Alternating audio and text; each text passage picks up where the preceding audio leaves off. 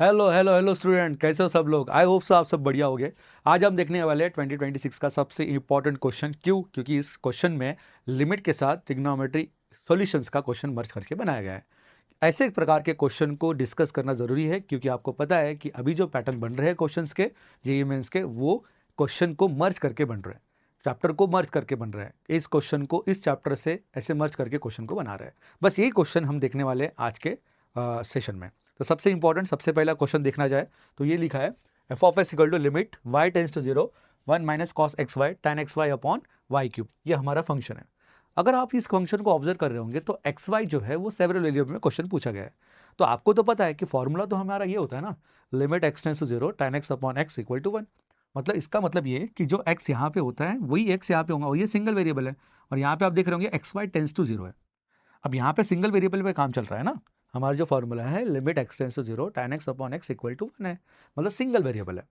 इसका मतलब ये कि यहाँ पे जो सेवरल वेरिएबल है इसको हमको सिंगल वेरिएबल में कन्वर्ट करना पड़ेगा। अब कन्वर्ट कैसे करोगे? तो बाय सब्स्टिट्यूशन आप कर लो, सिंपल।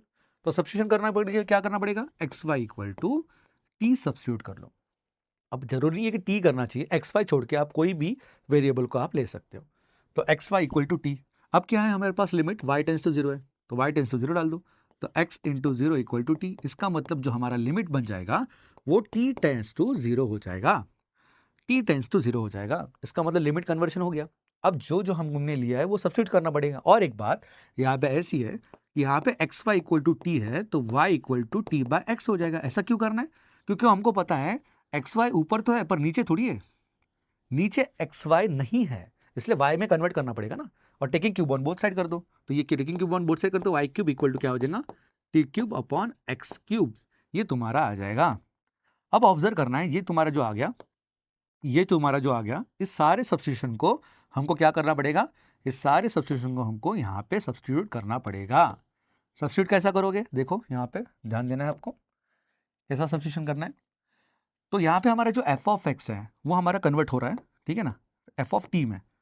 एफ ऑफ टी में हो गया ना, ये लिमिट टी में हो गई ना। तो देखो एफ ऑफ एक्स ही वैसे भी हमको निकालना है, तो वहाँ पे तो रिप्लेस कर सकते हैं अपन, जरूरी नहीं है आप F of T F of x बोलो, क्योंकि फंक्शन वेरिएबल्स आर इंडिपेंडेंट, ध्यान रखना है। अब यहाँ पे देखो कैसा काम चलेगा, यहाँ पे काम कैसा चलेगा। आप क्या कर लो, एफ ऑफ एक्स लिख लो, एफ ऑफ एक्स लिख लो 1 माइनस, ठीक है, 1 माइनस कॉस टी करना पड़ेगा। क्यों? क्योंकि हमने सब्स्टिट्यूट किया है ना एक्स वाई की जगह टी। और उसके बाद क्या? उसके बाद ये कि tan एक्स वाई की जगह भी टी सब्स्टिट्यूट करना पड़ेगा। क्यों ऐसा? क्योंकि एक्स वाई की जगह हमने टी सब्स्टिट्यूट किया है ना। और यहाँ पे वाई क्यूब दिख रहा है हमको, तो वाई क्यूब की जगह हम क्या लिख सकते हैं? T cube upon x cube. तो यहाँ पे क्या लिख सकते हैं हम? T cube upon x cube. ऐसा क्या क्यों किया हमने? क्योंकि हमको पता है कि हमको जितने भी सेवरल वेरिएबल है उसको एक सिंगल वेरिएबल में कन्वर्ट करना था। अब देखो क्या होगा, एक्स क्यूब को ऊपर भेज दो, तो f of x equal to limit हमारी क्या चेंज हुई थी? यहाँ पे लिमिट लिखना था, लिमिट लिमिट हमारा टी टेंस टू जीरो। तो लिमिट क्या हो जाए हमारी? T tends to zero. और टी टेंस टू जीरो है हमारी, और यहाँ पे हमको पता है फंक्शन क्या है हमारा? 1 minus cos T into tan T upon T cube. और यहाँ पे मल्टीप्लीकेशन में क्या आ जाएगा हमारा? मल्टीप्लीकेशन में आ जाएगा हमारा एक्स क्यूब। ऐसा क्यों? क्योंकि एक्स क्यूब डिवाइड में ना, तो ऊपर जाके मल्टीप्लाई हो जाएगा, सिंपल। अब देखो ये जो फंक्शन है इसको सॉल्व करना है। अब हमारे पास जो फॉर्मूला है वो तो हमारे पास 1 minus cos x upon x square का है, और यहाँ पे एक्स है यहाँ पे टी है, बस इतना ही फर्क है।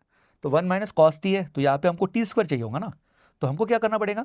हमको ये करना पड़ेगा कि हमको यहाँ पे 1 माइनस कॉस टी को टी स्क्वायर देना पड़ेगा, और टैन टी को हमको टी देना पड़ेगा।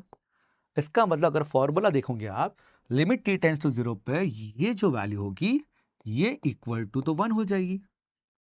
क्लियर है? क्यों? क्योंकि tan x upon x equal to 1 होता है limit x tends to zero पे, और यहाँ पे लिमिट क्या है? t टेंस टू जीरो है।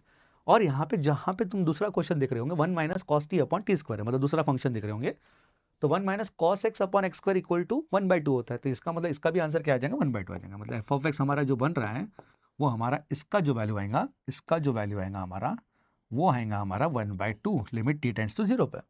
और इसका आंसर आएगा हमारा 1, और हमारा एक्स क्यूब तो मल्टीप्लाई था ही। इसका मतलब हमें एफ ऑफ एक्स मिल गया, हमें एफ ऑफ एक्स मिल गया है, हमें एफ ऑफ एक्स मिल गया है, हमें एफ ऑफ एक्स मिल गया है। और हमें एफ ऑफ एक्स ढूंढना ही था, क्योंकि क्वेश्चन किस पे पूछा था? क्वेश्चन ये तो एफ ऑफ एक्स था ही तुम्हारा, बट उसने बोला था then the number of solutions equation number of solutions of the equation, किस इक्वेशन के, f of equal to sine x के। नंबर ऑफ सॉल्यूशंस पूछे गए थे, f of x equal to sine x के। तो बस इसके बाद कैसे करोगे आप, देखो यहाँ पे अपन सॉल्व करते हैं, यहाँ पे अपन सॉल्व करते हैं। हमारा जो एफ ऑफ एक्स आ गया है, हमारा जो एफ ऑफ एक्स आ गया है वो आ गया है एक्स क्यूब अपॉन 2, ये हमारा एफ ऑफ एक्स आ गया है। अब हमें जो क्वेश्चन में गिवन है वो हमें कुछ ऐसा गिवन है, f of x equal to sine x given है। अगर आप ऑब्जर्व कर रहे होंगे तो अगर हमें f of x equal to sine x given है, इसका मतलब क्या, इसका मतलब ये कि हम एफ ऑफ एक्स की जगह क्या डाल सकते हैं, x cube upon 2 equal to sine x.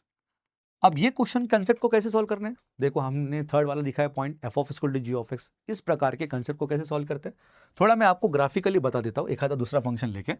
For example मैंने ऐसा कुछ ग्राफ बना दिया, देखो यहाँ पे हमने ऐसा कुछ ग्राफ बना दिया, ऐसा कुछ बना दिया, ऐसा ग्राफ, ऐसा कुछ एक कंसिडरेशन पकड़ लो, ऐसा कुछ ग्राफ बना दिया। अब यहाँ पे एक लाइन जा रही है ऐसी कुछ स्ट्रेट लाइन पकड़ लो। अब मुझे बताओ यहाँ पे पॉइंट ऑफ इंटरसेक्शन कितने दिख रहे हैं आप लोगों को, देखो यहाँ पे एक दिख रहा है दो ग्राफ का, वाई एक्सिस को और एक्स एक्सिस को नहीं लेना है, ग्राफ का इंटरसेक्शन। यहाँ पे जितने ग्राफ बन रहे तुम्हारे, यहाँ पे दो ग्राफ बन रहे, एक साइन एक्स का ग्राफ बन रहा है, एक स्ट्रेट लाइन बन रही है। साइन एक्स नहीं बोल सकते, इधर साइन एक्स नहीं है, एक ऐसा कर्विकल ग्राफ है, साइन एक्स तो ओरिजिन से पास होता है, एक कर्व ग्राफ है, और वो कर्व ग्राफ का लाइन से इंटरसेक्शन, मतलब ये इंटरसेक्शन पॉइंट हो गया। अब ये दो इंटरसेक्शन पॉइंट होंगे तो नंबर ऑफ सॉल्यूशंस कितने हो जाएंगे, तो हो जाएंगे ना। इसका मतलब ये क्वेश्चन भी उस पर डिपेंड करेगा, मतलब आपको दोनों भी फंक्शन का ग्राफ बनाना पड़ेगा, तभी जाके आपका इसका आंसर आ जाएगा। अब दोनों भी फंक्शन का ग्राफ बनाना है तो फिर क्या करेंगे हम, सिंपल, दोनों भी फंक्शन का हमें ग्राफ बनाना है तो क्या करेंगे, सबसे पहले तो हम साइन एक्स का ग्राफ बनाएंगे। तो साइन एक्स का ग्राफ बनता कैसे, साइन एक्स का ग्राफ बनता है passing from the origin, passing from the origin, ये ग्राफ ऐसा कुछ बनने वाला है, राइट, है ना, पासिंग फ्रॉम द ओरिजिन। अब पॉइंट ऐसा है कि हमको पता है कि एक्स क्यूब अपॉन 2 भी एक ग्राफ हमको पता है कैसा बनेगा, एक्स क्यूब अपॉन 2 का ग्राफ जो बनेगा वो हमारा कैसा बनेगा, एक्स क्यूब अपॉन 2 का ग्राफ बनाना है हमें, तो कैसा बनेगा, ऐसा कुछ बनेगा, ऐसा कुछ बनेगा। अब यहाँ पे ऑब्जर्व कर रहे होंगे, यहाँ पे आपको इंटरसेक्शन पॉइंट्स दिख रहे हैं, कौन से इंटरसेक्शन पॉइंट दिख रहे हैं, यहाँ पे दिख रहा है, यहाँ पे ओरिजिन पे दिख रहा है, और यहाँ पे दिख रहा है, मतलब ये 0,0 पॉइंट है ना ओरिजिन, ठीक है ना, ये पॉइंट तुम्हारा ओरिजिन है। अब तुमको कितने पॉइंट ऑफ इंटरसेक्शन दिख रहे हैं, 1, 2 और 3। मतलब यहाँ पे हम क्या सीख रहे हैं पता है, यहाँ पे हम ये सीख रहे हैं कि जितने नंबर ऑफ इंटरसेक्शन होते हैं दो ग्राफ के, उतने नंबर ऑफ सॉल्यूशंस होते हैं। ये होता है सॉल्यूशन का कंसेप्ट। मतलब जब भी आपको कोई दो ग्राफ को इक्वेट करके दिया गया हो, उस इक्वेट करके ग्राफ को जितने पॉइंट ऑफ इंटरसेक्शन आपको दो ग्राफ से मिलेंगे, वही तुम्हारे जितने सॉल्यूशन होंगे। इसका मतलब यहाँ पे कितने इंटरसेक्शन पॉइंट्स हैं दो ग्राफ के, 1, 2 और 3। इसका मतलब इसके नंबर ऑफ सॉल्यूशंस कितने होंगे, नंबर ऑफ सॉल्यूशंस कितने होंगे, नंबर ऑफ सॉल्यूशंस होंगे इसके 3। समझ रहे बात को, क्यों, क्योंकि आपको 3 पॉइंट ऑफ इंटरसेक्शन दिख रहे हैं ना, समझ रहे बात को। तो इस प्रकार के क्वेश्चन देख रहे होंगे आप, ये 26 का क्वेश्चन है, राइट। देखो क्वेश्चन बन कैसे रहे हैं ना, मतलब 27 में भी आपको इस अप्रोच के क्वेश्चन बन सकते हैं। इसका मतलब अपन ये सीखे कि लिमिट का जो चैप्टर है वो किसी भी चैप्टर से मर्ज करके क्वेश्चन को बना सकता है। इसलिए आपको सारे चैप्टर को अच्छे से पढ़ना है, भले ही आपका कोई चैप्टर्स आपके जेईई में से रिलेटेड हो, बट कुछ कुछ उसके अप्रोच, कुछ कुछ उसके कंसेप्ट्स आपको आपके सिलेबस में ऐड करना है, मतलब आपके पढ़ने में ऐड करना है, ताकि आपको ऐसे क्वेश्चन आए तो आपको प्रॉब्लम ना जाए कि how to solve this type of questions. तो आई होप सो आपने देखा होगा, मजा आ गया होगा आपको क्वेश्चन देख के। नेक्स्ट वाले क्वेश्चन भी अब ऐसे ही डिटेल जाने वाले हैं, और बने रहिए हमारे यूट्यूब चैनल से। Thank you so much.